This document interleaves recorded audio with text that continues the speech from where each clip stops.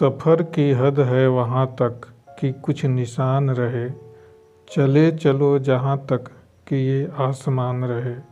सफ़र की हद है वहाँ तक कि कुछ निशान रहे, चले चलो जहाँ तक कि ये आसमान रहे। ये क्या उठाए कदम और आ गया मंजिल, ये क्या उठाए कदम और आ गया मंजिल। मज़ा तो तब है जब पैरों में थकान रहे, मज़ा तो तब है जब पैरों में थकान रहे। नमस्कार मित्रों, आज के इस 39वें एपिसोड में आपका स्वागत है। हम कार्बन और उसके यौगिक के बारे में पढ़ रहे हैं। कार्बन और उसके यौगिक के भाग 5 में आज हम मुख्य रूप से पेट्रोलियम का शोधन के बारे में पढ़ेंगे। मित्रों, पेट्रोलियम गहरे भूरे रंग का तेल जैसा चिकना एवं जल से हल्का द्रव होता है। यह अनेक हाइड्रोकार्बनों का मिश्रण होता है। पेट्रोलियम के विभिन्न अवयवों का क्वथनांक भिन्न भिन्न होता है। पेट्रोलियम का शोधन तेल शोधन कारखानों में प्रभाजी आसवन विधि द्वारा किया जाता है। कच्चे तेल को प्रभाजक स्तंभ के पेंदे में भरकर उसे 400 डिग्री सेल्सियस तक गर्म करते हैं। इस ताप पर पेट्रोलियम के एस्फाल्ट जैसे प्रभाजों को छोड़कर बाकी समस्त प्रभाज वाष्पित हो जाते हैं। इस वाष्प के ठंडा होने के प्रक्रम में अनेक प्रकार के प्रभाज भिन्न भिन्न ताप पर द्रवित होते जाते हैं, जिन्हें हम अलग अलग कर लेते हैं। पेट्रोलियम के प्रभाजी आसवन से प्राप्त कई अवयव होते हैं। उनमें मुख्य रूप से एस्फाल्ट, पैराफिन मोम, स्नेहक तेल, diesel, kerosene, petrol, petroleum, ether, प्राकृतिक गैस आदि अवयव हैं। एस्फाल्ट, स्नेहक तेल तथा पैराफिन मोम को छोड़कर अन्य समस्त अवयव आसानी से प्रज्वलित हो सकते हैं तथा ऊष्मा उत्पन्न करते हैं। इन्हें प्रायः ईंधन के रूप में प्रयोग किया जाता है। निम्न तालिका में यदि हम ध्यान से देखें तो प्रभाजी आसवन में हमको क्या क्या मिल सकता है, इसके बारे में हम विस्तृत रूप से जानेंगे। यदि हम ध्यान से देखें तो पाएंगे कि जैसा हमने बताया कि petroleum gas, petrol, naphtha, kerosene, diesel, paraffin, bitumen आदि पेट्रोलियम पदार्थ के अनेक अवयव हैं। यदि हम एक एक चीज़ ध्यान से देखें तो हैवी ऑयल, जिसे हम bitumen, paraffin, diesel, kerosene, naphtha, petroleum gas कहते हैं, इसको अलग अलग हम प्राप्त करते हैं। यदि हम नेफ्था की बात करें तो नेफ्था 8 से 10 कार्बन परमाणु वाली संख्या होती है और यह 120 से 180 डिग्री सेल्सियस इसका क्वथनांक होता है। इसका उपयोग यूरिया निर्माण में किया जाता है। इसी प्रकार कई हमारे ऐसे अवयव होते हैं जिनका हम प्रभाजी आसवन द्वारा इसको अलग अलग करते हैं। जैसे यदि हम पेट्रोलियम गैस की बात करें तो यह 1 से 4 कार्बन परमाणु संख्या वाला यौगिक होता है। इसका क्वथनांक रेंज 20 से 40 डिग्री सेल्सियस होता है। इसका उपयोग गैस को उच्च ताप एवं निम्न ताप द्वारा एलपीजी में परिवर्तित करके घरों व उद्योगों में ईंधन के रूप में प्रयोग किया जाता है।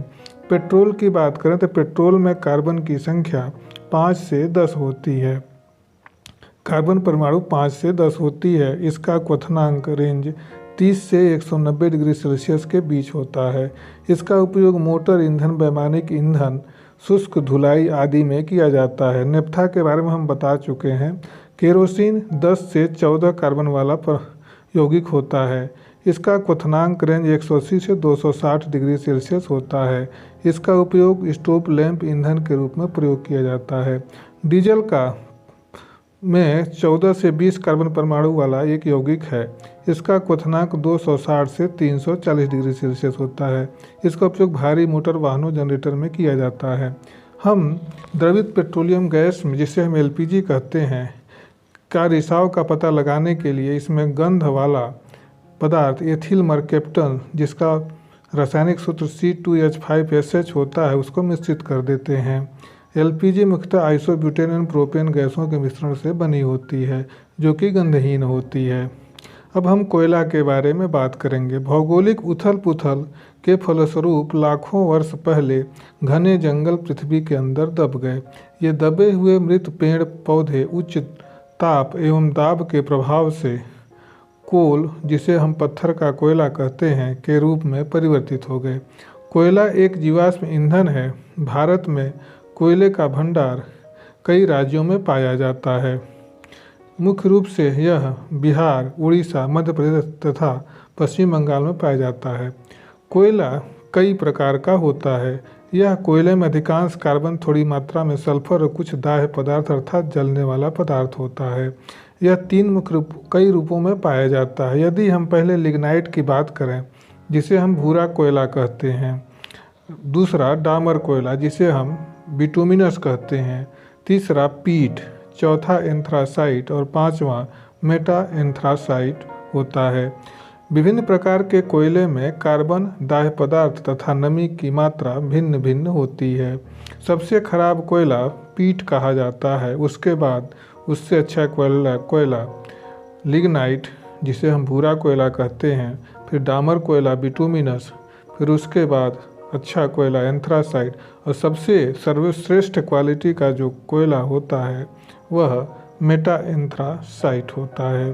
भूरे कोयले, जिसे हम लिग्नाइट कहते हैं, डामर कोयला, जिसे हम बिटुमिनस कहते हैं, तथा एंथ्रासाइट कोयला, जो एक अच्छी क्वालिटी का, अच्छी गुणवत्ता वाला कोयला होता है।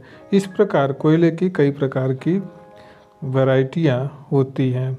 यदि हम इसमें कार्बन के मात्रा की बात करें तो हम इन सभी प्रकार के कोयले में हम अलग अलग कार्बन पदार्थ की मात्रा ज्ञात कर सकते हैं।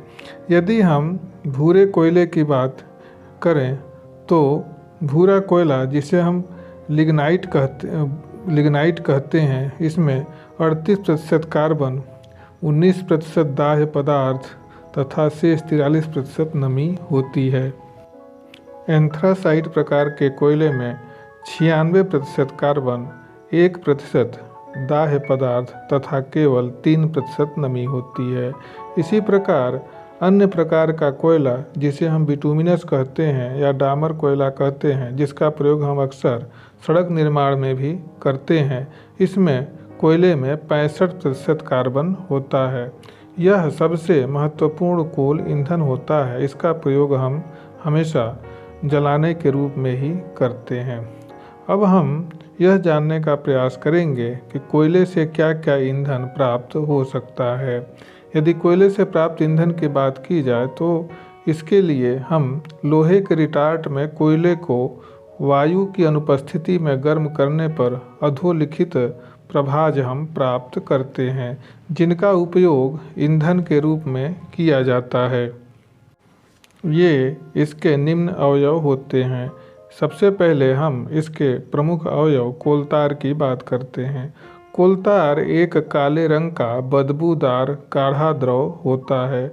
इसमें कई प्रकार के कार्बनिक पदार्थ या कार्बनिक यौगिक पाए जाते हैं, जिसमें से मुख्य रूप से बेंजीन, टालुईन, नेप्थिलीन, फिनाल इत्यादि कार्बनिक यौगिक होते हैं।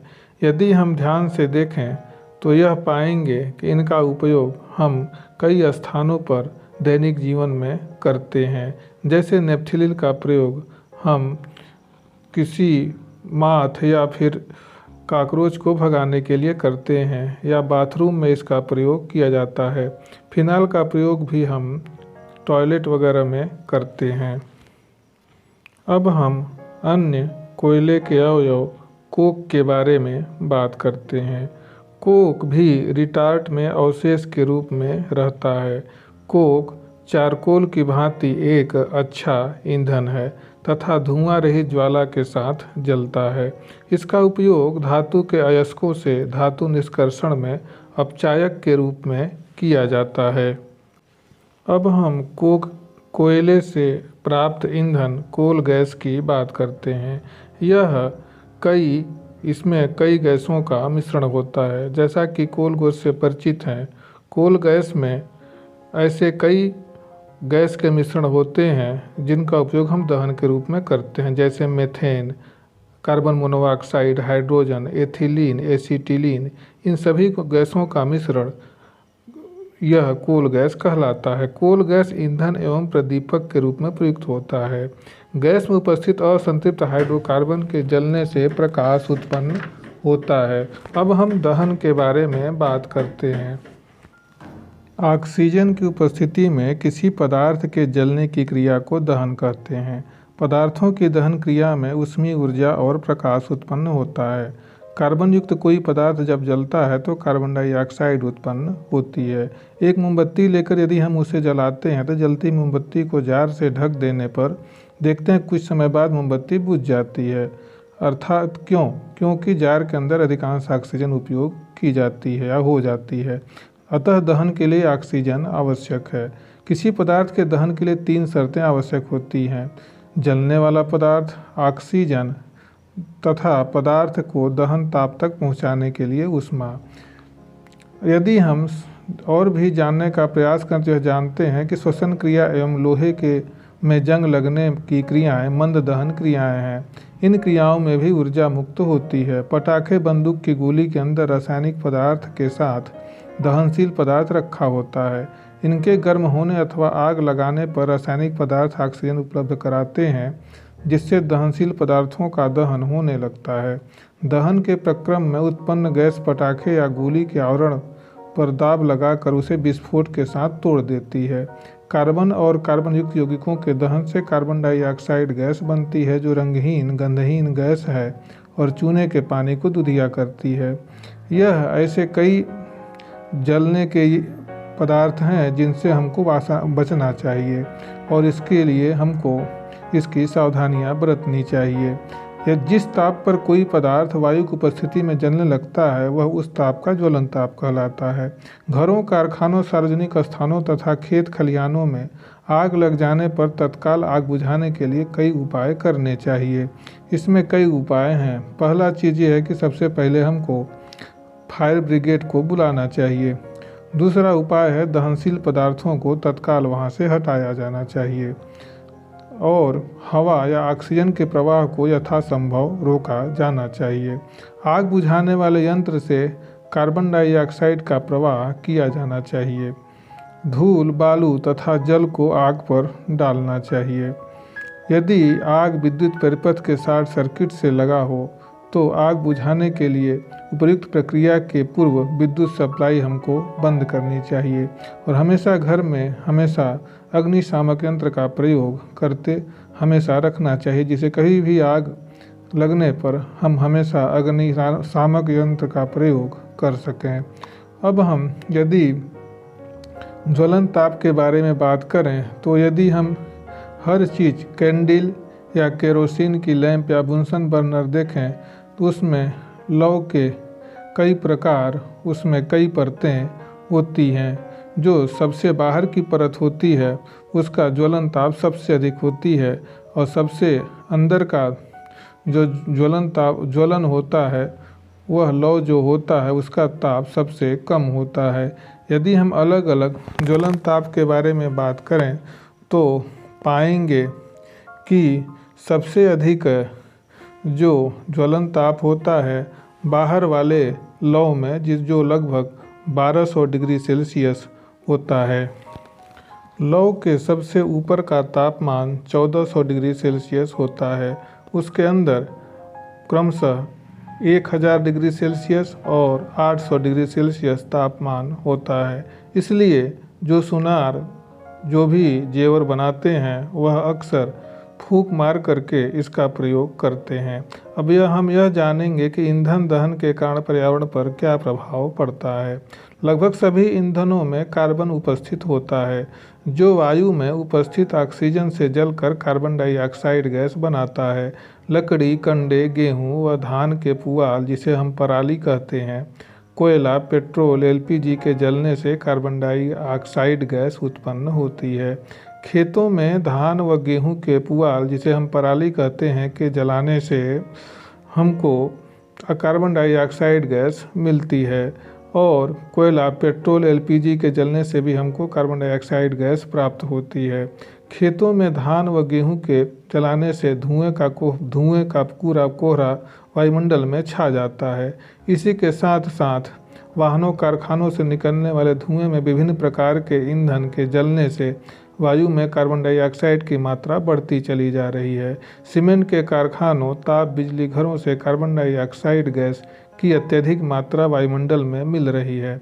वैज्ञानिकों का अनुमान है कि वायुमंडल में कार्बन डाइऑक्साइड गैस की मात्रा बढ़ने से ताप में वृद्धि के कारण भविष्य में ध्रुवीय क्षेत्रों में बर्फ पिघलने लगेगी, जिससे समुद्र तटीय निचले इलाकों में के समुद्र में डूब जाने की आशंका होगी।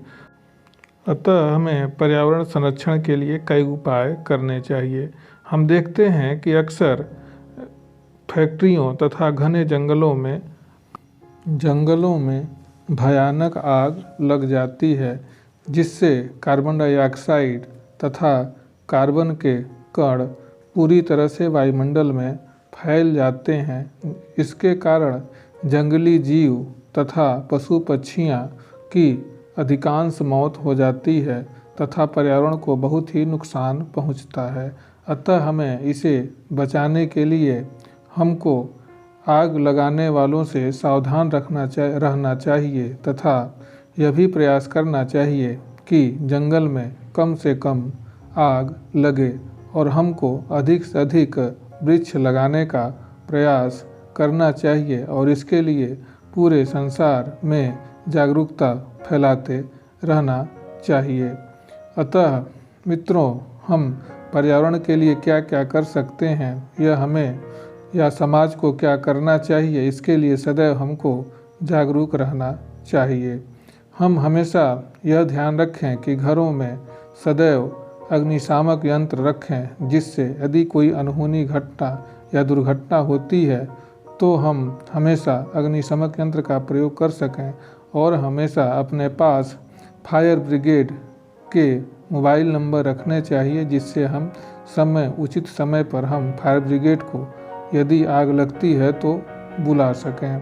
तो मित्रों, आज के इस 39वें एपिसोड में बस इतना ही। आगे हम 40वें एपिसोड में फिर मिलेंगे। धन्यवाद।